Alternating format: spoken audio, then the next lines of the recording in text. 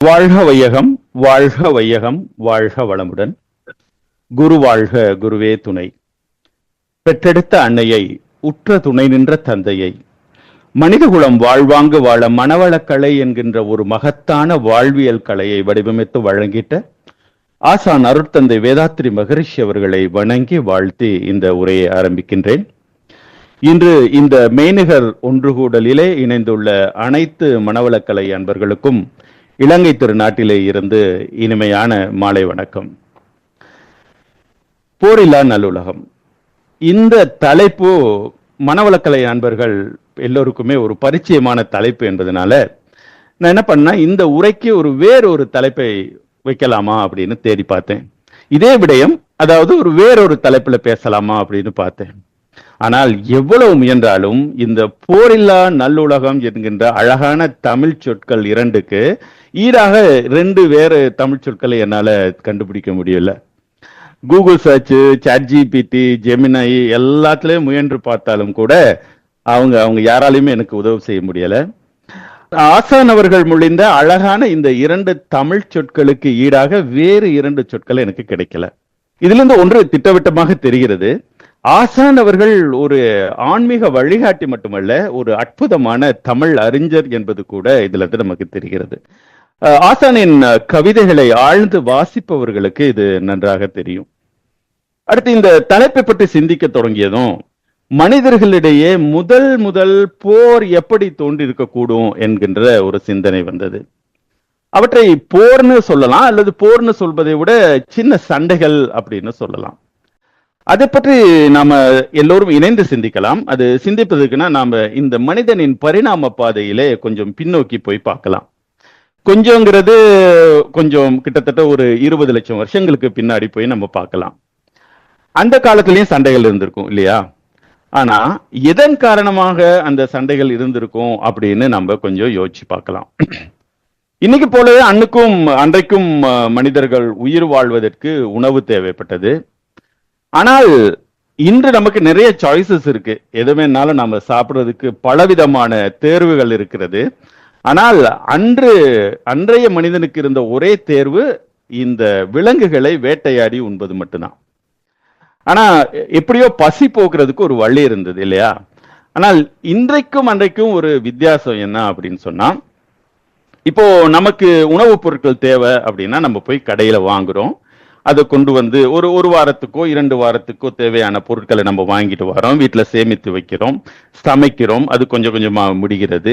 முடிஞ்சோன்னு என்ன பண்றோம், திரும்பவும் நாம கடைக்கு போய் மீண்டும் ஒரு வாரத்துக்கோ 2 வாரத்துக்கோ தேவையான பொருட்களை நம்ம வாங்கி வந்து சேமித்து வைத்து அதை சமைத்து சாப்பிடுகிறோம்.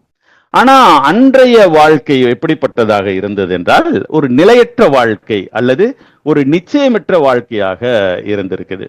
ஏன்னா இன்னைக்கு வேட்டையாட கிடைக்குமா அல்லது கிடைக்காம போகலாம். நாளை அந்த வாய்ப்பு கிடைக்குமா, நாளைக்கு வேட்டையாடுவதற்கு ஒரு விலங்கு கிடைக்குமா, இப்படி எந்த நிச்சயமும் இல்லாத இருந்த ஒரு வாழ்க்கை. ஏன்னா நாளைந்த நாட்களுக்கு கூட எதுவும் கிடைக்காம போயிடலாம். அப்போ இந்த கிடைத்த இந்த உணவை நம்ம என்ன பண்ணணும்னா பாதுகாப்பாக வச்சுக்கொள்ளணும். அப்பதான் நாளைக்கு பசி போக்கலாம். அங்க இன்னொருத்தர் இருப்பாரு, 4-5 நாளா சாப்பிடாம, அவருக்கு எந்த உணவும் கிடைக்காம இருந்திருப்பாரு. இப்ப அவருக்கு பசிக்குது, அவருக்கு எப்படியாவது இந்த உணவு வேணும். ஒருவரிடம் உணவு இருக்கிறது, அவர் அதை பாதுகாத்து வச்சிருக்கிறாரு. இன்னொருக்கு பசி இருக்கிறது, அவருக்கு உணவு தேவைப்படுகிறது. அப்போ இந்த உணவை அவர் எடுக்கிறதுக்கு முயற்சி செய்வாரு. அப்போ சண்டை வரும் இல்லைங்களா? இப்ப 2 பேரும் சண்டை போட்டுக்கணும். இப்போ இந்த உணவை, தனக்கு கிடைத்த உணவை இன்னொருவர் கவர்ந்து போகாமல் இருப்பதற்கான ஒரு சண்டை, அதாவது ஒரு வகையான தற்காப்புக்காக ஏற்பட்ட ஒரு சண்டை அப்படின்னு நம்ம சொல்லலாம். அடுத்து மனிதர்கள் குழுவாக வாழ்ந்தார்கள். இருக்கிறதுக்கெல்லாம் பெரிய வீடுகள்லாம் இன்னைக்கு அந்த காலத்துல இருக்கல இல்லையா? ஒரு சின்ன குகை, அது ரொம்ப சின்ன குகையால் ஒரு 2-3 பேர் இருக்கலாம். ஒரு இயற்கை சீற்றங்கள் இல்லாத காலங்கள்ல என்ன பண்ணுவாங்கன்னு சொன்னா, மக்கள் எங்க வேணாலும் இருக்கிறான். ஒரு மர நிழலு கீழே இருக்கலாம், வேற எங்க வேணாலும் இருக்கலாம். ஆனால் ஒரு இயற்கை சீற்றம் வரக்கூடிய காலங்கள்ல அல்லது ஒரு பெருமழை பெய்யக்கூடிய ஒரு காலங்கள்ல, இந்த மாதிரியான நேரங்கள்ல அவர்களால அந்த அந்த வெளியில ஒரு ஓப்பன் ஸ்பேஸ்ல இருக்க முடியாது இல்லையா? அப்போ அவங்க என்ன பண்ணுவாங்கன்னா இந்த குகைக்குள்ள போக முயற்சிப்பாங்க. அப்ப அங்க ஒரு இருவர் இருப்பாங்க, ஒரு சின்ன குகை, எல்லாராலும் அதுல போய் இருக்க முடியாது. அப்போ வெளியில இருக்கவங்க அது உள்ள அத்துமீறி போக முயற்சி செய்வாங்க. அப்போ அந்த குகைகள் இருக்கிறவங்களுக்கும் இவங்களுக்கும் இடையில சண்டை வரும் இல்லையா? அப்போ அந்த இடத்தை உணவை போலவே தன்னுடைய வாழுகின்ற இடத்தை காத்து கொள்வதற்காகவும் ஒரு சண்டை நடந்திருக்கலாம். அதுவும் கூட ஒரு அவசியமான சண்டை அப்படின்னு நம்ம வச்சுக்கலாம். இப்போ இன்னொன்னு என்னன்னா, ஒரு குழு ஒரு இடத்துல இருக்குது, வேற ஒரு இடத்துல இருந்து ஒரு மனிதரோ ஒரு குழுவோ வராங்க. அவர்கள் முன்பின் அறியாதவர்கள். இப்போ பொதுவாகவே முன்பின் அறியாதவர்கள் ஆபத்தானவர்கள் அப்படின்னு நினைக்கிறதுக்கான வாய்ப்பு அது இருக்கும். அவங்க எதுக்கு வந்திருக்காங்கன்னு தெரியாது. அப்போ ஆபத்தானவர்களை நோக்கி தங்களை பாதுகாத்துக் கொள்ள தற்பாதுகாப்புக்காக அவங்களுடைய சண்டை போட்டிருக்கக்கூடிய வாய்ப்புகள் நிறையவே இருக்குது. அதுவும் கூட அறியாமையாக இருந்தாலும், அறியாமை என்று சொன்னா அது வர்றவங்க உண்மையிலே ஆபத்தானவங்களான்னு நமக்கு தெரியாது. இருந்தாலும் கூட அறியாமையாக இருந்தாலும் கூட அது ஒரு அவசியமான சண்டை அல்லது போர் அப்படின்னு நம்ம வச்சுக்கலாம். இதுல இருந்து என்ன தெரியுதுன்னா, ஆதி மனிதர்கள் போர் செய்ய கற்றுக்கொள்ளவில்லை.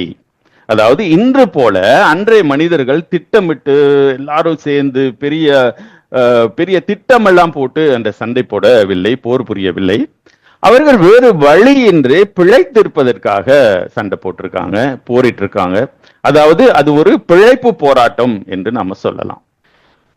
இப்ப இந்த மனிதகுல வரலாற்றுல கொஞ்சம் முன்னுக்கு வருவோம். அதாவது கிட்டத்தட்ட ஒரு 10-11 வருஷங்களுக்கு முன்னாடி நம்ம வரலாம். இப்போ மனிதர்களுக்கு இந்த விலங்குகளை வேட்டையாடுவது சலிச்சு போயிருச்சு. ஏன்னா வேட்டையாடுவது என்பது ஒரு இலகுவான செயல் அல்ல, அது ஒரு கஷ்டமான வேலையாக இருந்தது.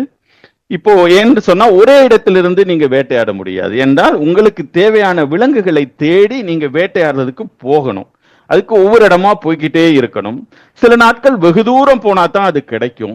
அப்போ அந்த வேட்டையாடிய பிறகு நீங்க ஏற்கனவே இருந்த இடத்துக்கு திரும்பி வர முடியாது. இப்போ அதே இடத்துல இருந்து நீங்க அந்த உணவை சாப்பிடணும், அங்க தங்கிடணும், திரும்ப அடுத்த நாள் பசிக்கும், மீண்டும் வேட்டையாடணும், திரும்பவும் நடக்கணும். இப்படி மனிதர்கள் 1000 மனித மைல்கள் நடந்தார்கள். ஒரு கண்டத்திலிருந்து இன்னொரு கண்டத்துக்கு பல்லாயிரம், அதாவது அடுத்தடுத்த தலைமுறையாக நடந்து இடம்பெயர்ந்தார்கள் என்று மனிதகுல ஆய்வுகள் நமக்கு சொல்கின்றன. இப்படி ஒரு காலகட்டம் போய்கொண்டே இருக்கும் பொழுது காலப்போக்கில் என்ன நடக்குதுன்னா, இந்த விலங்குகள் கிடைக்காத போது என்ன செய்யறது அப்படின்னு ஒரு கேள்வி வருகிறது. விலங்குகள் கிடைத்தாலும் கிடைக்காவிட்டாலும் மனிதனுக்கு பசி என்று ஒன்று இருக்கிறது இல்லையா?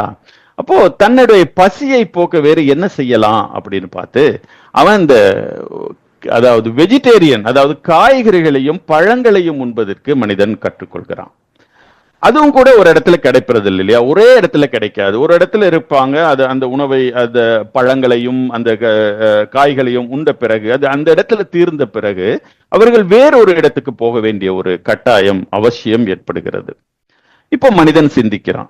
கொஞ்சம் கொஞ்சமாக மனிதனுக்கு சிந்தனை ஆற்றல் வருகிறது. சிந்தனை ஆற்றல் தான் மனிதனின் மிகப்பெரிய பேர் இல்லையா? அப்போ இந்த காய்கறிகளையும் பழங்களையும் ஒவ்வொரு இடமாக தேடி அலைவதற்கு பதிலாக நம்ம இருக்கிற இடத்திலேயே அதை பயிர் செய்தால் என்ன அப்படின்னா உனக்கு தோணுது. இப்போ அதை செய்ய தொடங்குறான். அந்த காலகட்டம் மனிதகுல வரலாற்றில் ஒரு மகத்தான மாற்றம் ஏற்பட்ட காலகட்டம். அதுவரை பல லட்ச வருடங்களாக ஹண்டர்ஸ் கேதரர்ஸ், அதாவது வேட்டையாடுபவர்களாக உணவுகளை சேகரிப்பவர்களாக இருந்த மனிதன் முதல் முறையாக விவசாயியாக மாறுகிறான். இப்போ இங்க இன்னொரு பிரச்சனை வருகிறது. விவசாயம் செய்வதற்கு நிலம் தேவை. இப்ப தனக்கென்று ஒரு நிலத்தை எடுத்துக்கொண்டு அதுல அவன் விவசாயம் செய்யறான். இப்போ அந்த நிலத்தை இன்னொரு அதுல விவசாயம் செய்யாமல் அவன் அதை காத்து கொள்ள வேண்டும். மற்றது விவசாயம் செய்ய தொடங்கிவிட்டால் அவன் அங்கே இருக்கணும், அதுக்கு நீர் ஊற்றணும். மற்றது விலங்குகளிடமிருந்து மனிதர்களிடமிருந்து அந்த நிலத்தை அவன் பாதுகாக்கணும். பிறகு அது வளர்ந்ததும் அதை அறுவடை செய்யணும். அதற்காக அவன் அதே இடத்தில் இருக்க வேண்டிய ஒரு கட்டாயம் ஏற்பட்டது. இதுவும் மனிதகுல பரிணாம வளர்ச்சியிலே ஒரு மிகப்பெரிய புரட்சி அப்படின்னு சொல்லலாம். ஏனென்றால் பல லட்ச வருடங்களாக நடந்து கொண்டே இருந்த மனிதன் இப்போது ஒரு இடத்திலே இருக்க வேண்டிய கட்டாயம் ஏற்படுகிறது. ஒரு அழகான நூல் யுவால் நோவா ஹராரி எழுதிய Sapiens, brief history of human kind.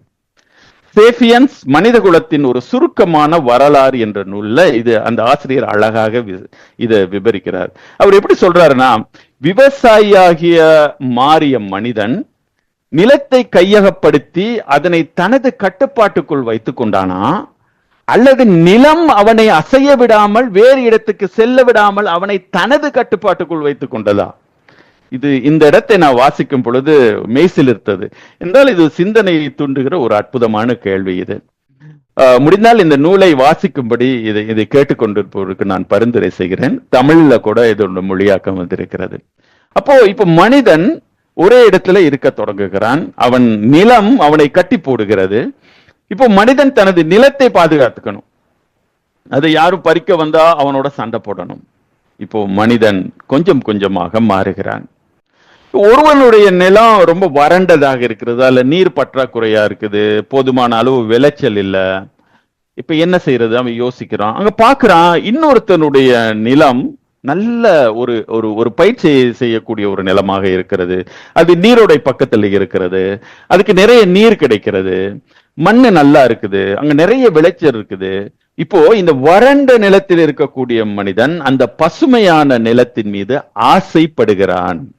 ஆசை என்ற ஒரு விடயம் மனிதனை ஆட்கொள்ள தொடங்குகிறது.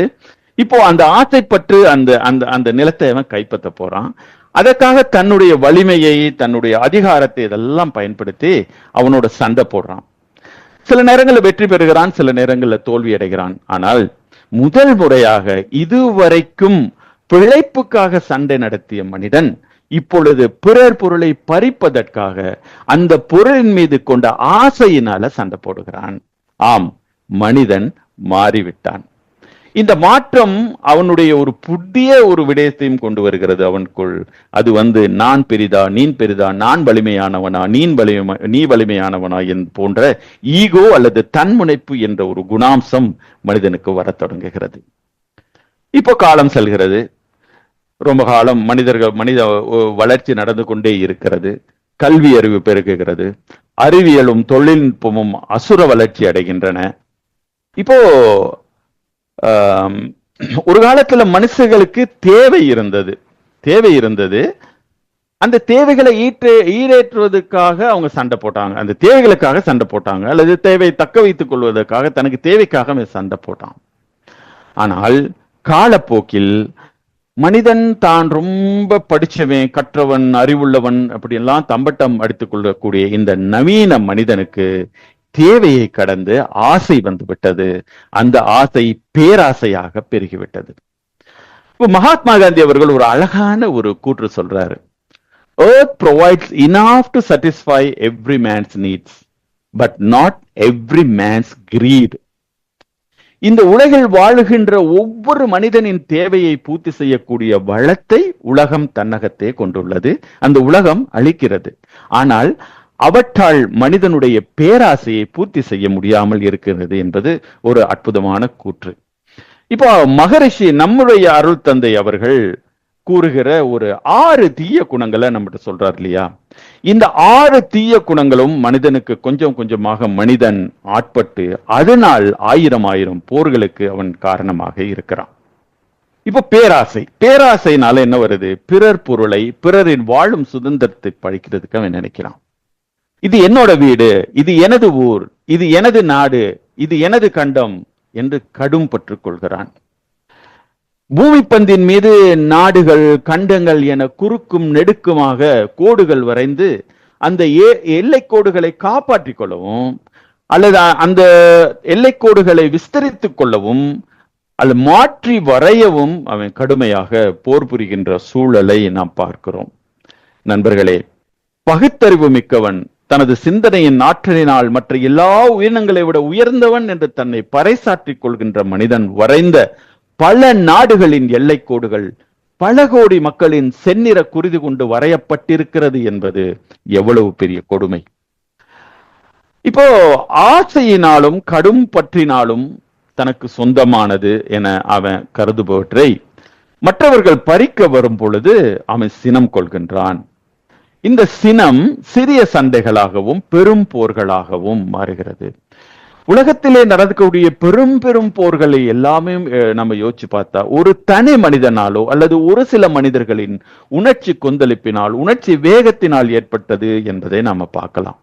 இப்போ தனது இராணுவ வலிமையினால அல்லது பொருளாதார வலிமையினால உயர்வு மனப்பான்மை கொண்ட ஒரு மனிதன் அவனுக்கு தனக்கு இவ்வளவு வலிமை இருக்குங்க போது அவனுக்கு இயல்பாகவே அவனுக்கு அந்த சுப்பீரியாரிட்டி காம்ப்ளெக்ஸ் வருகிறது. உயர்வு மனப்பான்மை கொண்ட பிறகு அவன் என்ன செய்யறான், தன்னை விட வலிமை குறைந்த இன்னொரு நாடு மீது அதிகாரம் செலுத்துவதற்காக போரிடுறான்.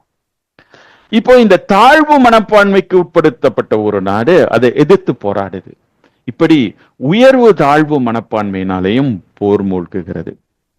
இது இந்த கணத்திலே உலகில் நடந்து கொண்டிருப்பதை நாம் எல்லாருக்கும் தெரியும்.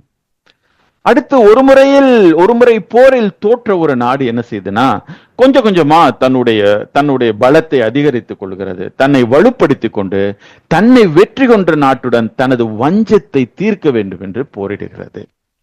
இப்போ பேராசை, சினம், கடும்பற்று, உயர்வு தாழ்வு மனப்பான்மை, வஞ்சம் இவற்றினால போர் வர்றது அப்படிங்கிறத நாம பார்க்கிறோம். இன்னும் ஒண்ணு இருக்குது இல்லையா, அந்த 6 குணத்துல இன்னொரு குணம் இருக்கிறது, முறையற்ற பால்கவர்ச்சி. இப்ப இந்த முறையற்ற பால்கவர்ச்சியினால் தொடங்கிய போர் இதிகாச காலத்திலேயே நடந்து விட்டது என்பது நம்ம எல்லோருக்கும் தெரியும். ராமாயணம் இதை விபரமாக எடுத்து சொல்லுது. இப்போ மனிதகுல வரலாற்றையும் அந்த போர்களையும் பற்றி நம்ம ஆராய்ந்து பார்த்தா ஒரு விசித்திரமான உண்மை நமக்கு வெளிப்படுகிறது. அது என்னவென்றால், மனிதனின் மோசமான போர்கள் எல்லாம் கடந்த 7000 ஒரு 10,000 வருஷங்களுக்குள்ளாகத்தான் நடந்திருக்கிறது. இது இதிகாச போர்களையும் ராமாயணம் மகாபாரத போன்ற போர்களையும் சேர்த்துதான் அப்படின்னு சொல்லலாம். இன்னொரு முக்கியமான விஷயம் என்னவென்றால், இதே காலகட்டத்தில் தான் மனிதன் ஓரளவு முறையாக மொழிகளை பயன்படுத்தவும் எழுதவும் தொடங்கிய காலம். சிந்தனை ஆற்றல் கொஞ்சம் கொஞ்சமாக பெருகவும் பகுத்தறிவும் பெருகிய ஒரு காலகட்டம் தான் இந்த காலகட்டம். அப்படி என்றால் சிந்தனை ஆற்றல் உயர்ந்த ஒரு காலகட்டம். இந்த காலகட்டத்துல தான் கொடுமையான போர்கள் நடந்திருக்கின்றன என்பது ஒரு முரண்நகை இல்லையா? அப்போ எல்லா போர்களின் முடிவுகளிலும் அழிவு மட்டுமே மிஞ்சுகிறது. எண்ணற்ற உயிரிழப்புகள், படுகாயம் அடைந்த பல வருஷங்களாக பல வேளைகளில் இறப்பு வரை கஷ்டப்படுகிற மக்கள், உறவுகளை உடைமைகளை இழந்து ஆறாத காயங்களுடன் துயரும் ஆயிரக்கணக்கான மக்கள், பெரும் மதிப்புமிக்க பொருட்களின் சொத்துகளின் இழப்பு, இப்படி பெரும் அழிவுகளை போர் விட்டு செல்கிறது. இப்ப புராண கால போர்கள் இருந்து தற்கால போர்கள் வரை இதுக்கு விதிவிலக்கு இல்லை. இப்ப நம்ம புராணத்தை எடுத்துக்கிட்டோம்னு சொன்னா, ராமாயணத்துல இந்திரஜித் தனது பிரம்மாஸ்திரத்தை பயன்படுத்தி ஒரே நாளில் 67 கோடி, அதாவது 670 மில்லியன் வானர வீரர்களை வீழ்த்தியதாக வால்மீகி ராமாயணம் சொல்கிறது. அனுமானால் இலங்கை நாடு முழுவதுமாக கொளுத்து எரியப்பட்டு மிக பெரும் பொருட்சேதம் நடந்ததாக சொல்லுகிறது. மகாபாரத போரிலே 39 லட்சம் முதல் 47 லட்சம் வரை வீரர்கள் உயிர்ந்துள்ளதாக நவீன ஆய்வாளர்கள் கணக்கிடுகிறார்கள். ஆனால் மகாபாரத அந்த நூலிலே இதைவிட கோடானு கோடி மக்கள் இறந்ததாக அந்த குறிப்புகள் சொல்லுகின்றன. இப்போ இதே நாம அதாவது நவீன காலத்தில் நடந்த போர், அதனுடைய அழிவுகள் எண்ணற்ற அழிவுகள், அவற்றினால் ஏற்பட்ட அந்த அழிவுகள் எண்ணில் அடங்காதவை. இப்போ நம்ம குறிப்பாக சொல்லணும் அப்படின்னு சொன்னா, முதலாம் உலக போரை எடுத்துட்டோம்னா மிகப்பெரிய அழிவு, கிட்டத்தட்ட 1.5 கோடியிலிருந்து 2 கோடி மக்கள் உயிரிழந்திருக்கிறாங்க. இப்போ இவற்றில் படுகாயமடைந்த ஒரு 2 கோடி பேர், மிகப்பெரிய பொருளாதார இழப்பு, உட்கட்டமைப்பு இழப்பு. ஐரோப்பாவில் முக்கிய பகுதிகளில், குறிப்பாக பிரான்ஸ் மற்றும் பெல்ஜியத்தின் இந்த தொழிற்சாலைகள், விவசாய நிலங்கள், சாலைகள், பாலங்கள், கட்டிடங்கள் போன்றவை குண்டுவீச்சுகளால் முற்றிலும் அழிக்கப்பட்டன. ஒரு இளைஞர்களின் தலைமுறையே இல்லாமல் போனது. அதனால ஒரு மிகப்பெரிய பிரச்சனை மனித குலத்துக்கு ஏற்பட்டது. அதுவும் இல்லாம 2ஆம் உலக போரை நாம எடுத்துக்கிட்டோம்னா அதிலும் மிக மிக மிக மிக பெரிய அதாவது 1939 இருந்து 45 வரை வரலாற்றிலேயே இதுவரை கண்டிராத மிகப்பெரிய மற்றும் பேரழிவு மிக்க மோதலாக அது இருந்தது. இதன் அழிவுகள் மனிதகுலம், பொருளாதாரம், சமூகம் மற்றும் அரசியல் என பல நிலைகளிலே ஆழமான தாக்கங்களை ஏற்படுத்தியது. அதிலும் கிட்டத்தட்ட அந்த போரில் அவங்க சொல்றாங்க, 2ஆம் உலக போரில் சுமார் 7 முதல் 8.5 கோடி மக்கள் இறந்ததாக சொல்லுகிறார்கள். இராணுவ உயிரிழப்புகள், பொதுமக்கள் உயிரிழப்புகள், இன அழிப்பு, ஹொலோகாஸ்ட் என்று சொல்லக்கூடிய இன அழிப்பு, காயமடைந்தவர்கள், ஊனமுற்றவர்கள், மனநல பாதிப்புக்குள்ளானவர்கள், மிகப்பெரிய பொருளாதார பேரழிவு. அதுவும் இல்லாம அணுகுண்டு யுகத்தின் தொடக்கம் அப்படின்னு சொல்லி நாம இந்த 2ஆம் உலக போர் காலத்தை நாம சொல்லலாம். இப்போ இது போல இன்னும் உலகத்திலே இன்றும் பல விதமான போர்கள் நடந்து கொண்டிருக்கின்றன இல்லையா? நீங்க பாத்தீங்கன்னா இன்று இந்த கணத்திலே நடந்திருக்கக்கூடிய அமெரிக்கா, இஸ்ரேல், ஈரான் போன்றவற்றின் அந்த யுத்தம், அது இல்லாம இஸ்ரேல், காசா, லெபனான்ல நடக்கக்கூடிய அது, ரஷ்யா யுக்ரைன்ல நடக்கக்கூடிய போர், இது போல் பல்லாயிரமான உயிரிழப்புகள், 10 லட்சத்துக்கு மேற்பட்டவர்கள் இந்த இப்போ ஒவ்வொரு நாளும் உயிரிழப்புகள் நடந்து கொண்டே இருக்கின்றன. இப்போ சூடான் உள்நாட்டு போர், மியான்மர் உள்நாட்டு போர், மாலி, சிரியா, யெமன், எத்தியோப்பியா, இந்த வரிசை நீண்டு கொண்டே போகிறது. இப்போ என்ன செய்யலாம்? போர் என்பது மனித குலத்தின் பெரும் சாபம் என்று சொன்னால் அது மிகையாகாது. இப்போ இந்த போரில்லா நல்லுலகம் எப்படிப்பட்டதாக இருக்கும்? இந்த உலகத்தில் இந்த போர்களே, இவ்வளவு காலம் நடந்த இந்த போர்களே நடைபெறாமல் இருந்திருந்தால் இந்த உலகம் எப்படிப்பட்டதாக இருக்கும் அப்படின்னு நாம கொஞ்சம் சிந்திச்சு பார்க்கலாம். உலகில் போர்களே நடைபெறாமல் இருந்திருந்தால் இந்த உலகம், மனித குலமும் கற்பனை செய்ய முடியாத அளவுக்கு முன்னேறிய, செழிப்பான மற்றும் அமைதியான ஒரு நிலையை அடைஞ்சிருக்கும். என்று சொன்னா இன்றும் மனித குலம் எவ்வளவு தூரம் வளர்ச்சி அடைந்து இதை விட பன்மடங்கு முன்னேற்றம் அடைந்திருக்கக்கூடிய ஒரு வாய்ப்பு இருந்தது. போரினால் ஏற்பட்ட அந்த அழிவுகளை எல்லாம் நாம் தடுத்திருக்கலாம். கோடிக்கணக்கான உயிர்கள் காப்பாற்றப்பட்டிருக்கும்.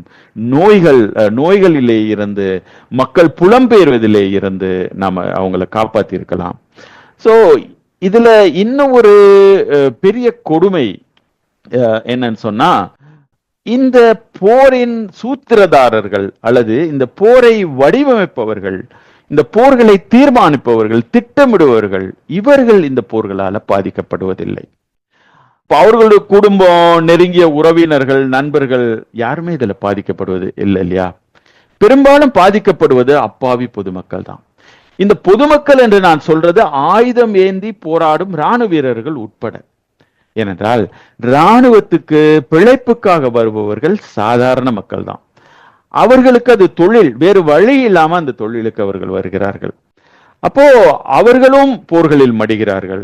அவர்கள் போர்களிலே மடியும் பொழுது அவர்களுடைய குடும்பம் ஒரு குடும்ப தலைவனை அல்லது குடும்ப தலைவியை இழக்கிறது. அதுபோல நிராயுதபாணியான பொதுமக்கள், ஆண்கள், பெண்கள், குழந்தைகள், முதியோர்கள் என இந்த அழிவின் இழப்புகளின் அடையாளங்கள் எண்ணற்றவை. சோ எவ்வளவு அழகாக இந்த உலகத்தை நாம் இந்த போர் இல்லாமல் வடிவமைத்திருக்கலாம் அப்படின்னு சொல்லலாம். அறிவியல், வறுமை ஒழித்திருக்கலாம். எந்த உலகத்திலே, அதாவது ஒரு தனி ஒருவனுக்கு உணவில்லை என ஜகத்திலேயே அழித்திடுவோம் என்று பாரதி சொன்னான். தனி ஒருவனுக்கு கூட உணவு இல்லாமல் இருக்கக்கூடிய ஒரு சூழ்நிலையை நாம இந்த போர் இல்லாமல் இருந்திருந்தால் உருவாக்கி இருக்கலாம். நிலையான பொருளாதார வளர்ச்சி, அறிவியல் மற்றும் தொழில்நுட்ப இதுக்கான வளர்ச்சிகள் எல்லாம் மிக மிக அதிகமாக இருந்திருக்கும். அப்போ சுருக்கமாக சொல்றது என்னன்னால், இந்த போர் இல்லாத உலகம் என்பது அமைதி, செழிப்பு, அறிவு மற்றும் ஒத்துழைப்பாலானதாக இருந்திருக்கும். இப்ப மனித குலம் தனது முழு திறனையும் உணர்ந்து அடுத்த தலைமுறைகளுக்கு பாதுகாப்பான, ஒரு வளமான மற்றும் அழகான ஒரு உலகத்தை விட்டு செல்லக்கூடியதாக இருந்திருக்கும். உண்மையில சுவர்க்கம் என்பது வேற எங்கேயும் இருந்திருக்காது. அது நாம் வாழும் இந்த உலகமாகவே இருந்திருக்கும். அதாவது பூலோக சொர்க்கம். ஆனால் உண்மை இதுக்கு மாறானதாக இருக்கிறது இல்லையா? மகரிஷி சொல்றாரு, போரில்லா நல்லுலகம் இது சாத்தியமா என்கின்ற ஒரு கேள்வி நமக்கெல்லாம் வருகிறது இல்லையா? அப்போ நிச்சயமாக சாத்தியம். ஆசான் அருட்தந்தை வேதாத்திரி மகரிஷி அவர்கள் வடிவமைத்திருக்கின்ற இந்த மனவளக்கலை என்கின்ற ஒரு இந்த வாழ்க்கை கல்வி நெறி, அது கற்றுத்தருகின்ற தனி மனித விழுமியங்கள், மனிதகுல விழுமியங்கள் உலகெங்கும் பரவினால் இது நிச்சயம் சாத்தியம். இந்த போரில்லா நல்லுலகம் என்பது சாத்தியம். ஒவ்வொரு ஒவ்வொரு பெரும்பாலான யுத்தங்கள், பெரும்பாலான போர்கள் தனிமனித ஆசையினாலே, தனிமனித பேராசையினாலே, தனிமனித உணர்ச்சி வசத்தினாலே ஏற்பட்டிருக்கிறது என்பதை நாம் அறிவோம். கொஞ்சம் யோசிச்சு பாருங்க.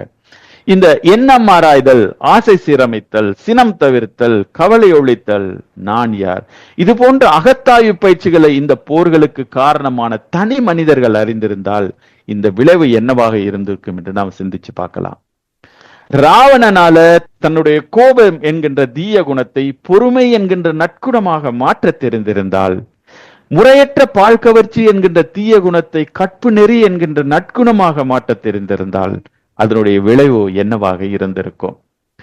துரியோதனன் பேராசை என்கின்ற தீய குணத்தை நிறைமணம் என்கின்ற நற்குணமாக மாற்றியிருந்தால், கடும் பற்று, அதான் எல்லாமே தனக்கு வேண்டும் என்று அவன் பற்று கொண்டதுனால தானே பாரத போரே நடந்தது.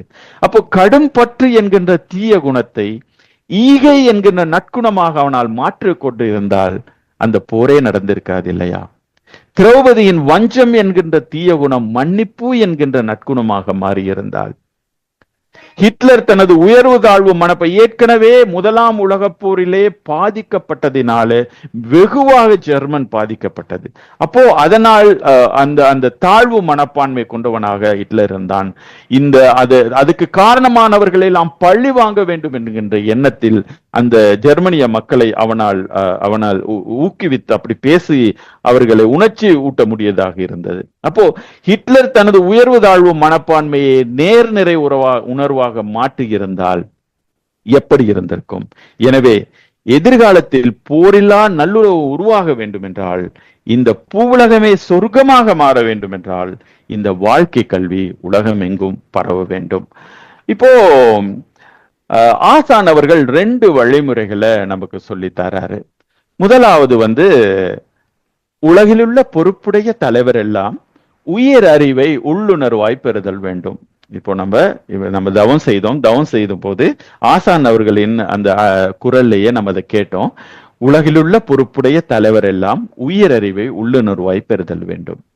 இப்போ உயிர் அறிவு அவர்கள் பெற்றுவிட்டார்கள் என்றால் எல்லா உயிரும் அந்த உயிர் என்ற நிலையிலே, ஆன்மா என்ற நிலையிலே சமம், அதாவது அனைவரும் சமம் என்கின்ற ஒரு எண்ணம் வந்துவிடும் இல்லையா? எந்த மதத்தினராக இருக்கலாம், எந்த இனத்தினராக இருக்கலாம், எந்த மொழியினராக இருக்கலாம், அல்லது எந்த நாட்டினராகவும் இருக்கலாம், எல்லோரும் ஒன்றே, எல்லோரும் ஒரு நிலையிலே இருக்கக்கூடியவர்கள், மனிதர்கள் மட்டுமல்ல எல்லா உயிரினங்களும் ஒன்றே என்கின்ற அறிவு பெற்றுவிட்டால், அந்த அறிவை வெறும் ஏட்டுக்கல்வியாக பெறாமல் உள்ளுணர்வாக பெற்றுவிட்டால், உயிரறிவை உள்ளுணர்வாய் பெறுதல் வேண்டும். உள்ளுணர்வாக பெற்றுவிட்டால் இந்த 6 தீய குணங்களும் கொண்டு பிறரை வருத்துகின்ற செயல்கள் அடியோடு நின்றுவிடும் இல்லையா? அப்படிப்பட்ட ஒரு நிலையிலே போர் என்ற ஒன்றே இல்லாமல் போய்விடும். ஆனால் இது மெதுவாக நடக்கக்கூடிய, இது மேலிருந்தே கீழே வரக்கூடிய ஒரு தீர்வை ஆசான் அவர்கள் நமக்கு சொல்லி கொடுத்திருக்கிறாரு. அதாவது தலைமைத்துவத்திலிருந்து கீழே இறங்கி வரக்கூடிய ஒரு தீர்வு. மகரிஷி அவர்கள் இன்னொன்னு நமக்கு சொல்லி கொடுத்திருக்காரு, கீழிருந்து மேலே செல்லக்கூடிய ஒரு தீர்வு. அதுதான் தனி மனித அமைதி மூலம் உலக அமைதி. இப்ப இந்த கீழே இருக்கின்ற சாதாரண மனிதர்கள் நாம் எல்லோரும், இந்த ஒவ்வொரு தனி மனிதனும், உலகிலே வாழுகின்ற ஒவ்வொரு தனி மனிதனும் அமைதி பெற்றுவிட்டால் என்னவாக இருக்கும்? உலகம் தானாகவே அமைதி அடைந்து விடும் இல்லையா? அப்போ அதுக்கு மனிதகுலம் வாழ்வாங்கு வாழ்வதற்காகத்தான் அருள் தந்தை அவர்கள் நமக்கு இந்த மனவளக்கலை யோகா அல்லது வேதாத்திரியம் என்று கல்வியையும் மனவளக்கலை யோகா என்கின்ற செயல்முறை விளக்கத்தையும் நமக்கு சொல்லி தந்திருக்கிறாங்க. அப்போ முழுமை நல வாழ்வுக்கான இந்த வாழ்க்கை கல்வியை கற்றுத்தருகின்ற ஒரு பெரும் பேற்றினை மனவளக்கலை அன்பர்களாகிய நாம் எல்லோரும் பெற்றிருக்கிறோம். சோ இந்த கல்வியை முறையாக நாம் பயின்று அதை நமதாக்கி கொண்டு, பயின்றால் மட்டும் போதாது, அதை நமதாக்கி கொண்டு முறையாக அதை பின்பற்றி மற்றவர்களுக்கும் கற்றுத்தருவதன் மூலம் ஒவ்வொரு தனி மனிதனும் அமைதி பெற்று, அந்த அமைதியானது தனி மனிதனை கடந்து, அவனது இல்லத்தை கடந்து, அவனது ஊரை கடந்து, அவனது நாட்டை கடந்து, இந்த உலகம் முழுவதும் வியாபித்து இந்த உலகத்தை ஒரு போரில்லா நல் உலகமாக, இந்த உலகத்தை ஒரு அமைதி பூங்காவாக நிச்சயம் மாற்ற முடியும் என்று திடமாக கூறி இந்த வாய்ப்புக்கு நன்றி கூறி விடைபெறுகின்றேன். வாழ்க வளமுடன், வாழ்க வளமுடன், வாழ்க வளமுடன்.